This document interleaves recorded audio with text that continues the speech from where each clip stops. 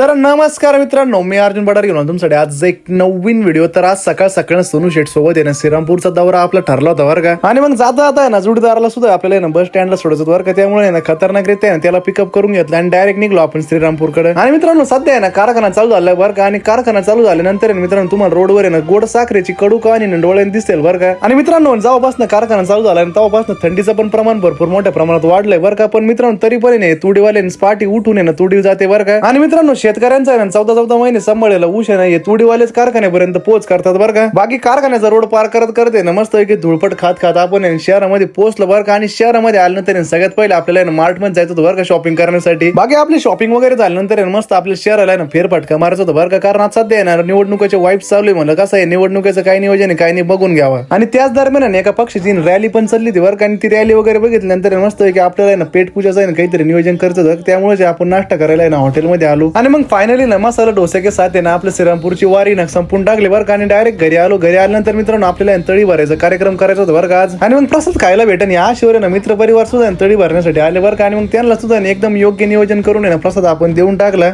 बाकी मित्रांनो तुम्हाला असेच आपले नवनवीन व्हिडिओ बघायचे असेल तर आपल्या आयडीला लवकरात लवकर फॉलो करून घ्या, व्हिडिओ लाईक करून घ्या, कमेंट करून घ्या। मित्रांनो तुम्ही ना फॉलो करायचं विसरता बरं का। दरवेळेस व्हिडिओ तर भरपूर जण बघतात पण व्हिडिओला ना लाईक आणि फॉलो करायचं विसरता, त्यामुळे फॉलो करून घ्या।